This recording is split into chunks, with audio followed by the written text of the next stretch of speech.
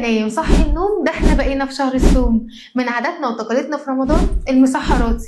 مين فينا ما بيحبش صوت المسحراتي لما بيعدي في الشارع بتاعه قبل الفجر بالطبلة الصغيرة بتاعته كده، بصوت الحنين اللي بينادي على اسامي الاطفال والجيران واسم باباك كمان، ولو ما قالش اسمك ما تتسحرش فيها. المسحراتي ده واحد من اقدم العادات اللي ظهرت في رمضان، وبتخلي السحور كده ليه طعم تاني خالص.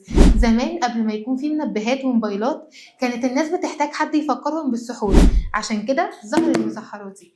زمان في مصر كانوا بيمشوا في الشوارع بيطبلوا كتير جدا وبيخبطوا عشان بس يصحوا الناس، ومع الوقت بقى المسحراتي بينادي على كل واحد باسمه، وده كان بيفرح الأطفال جدا. وبالمناسبة بيفرحني لحد النهاردة.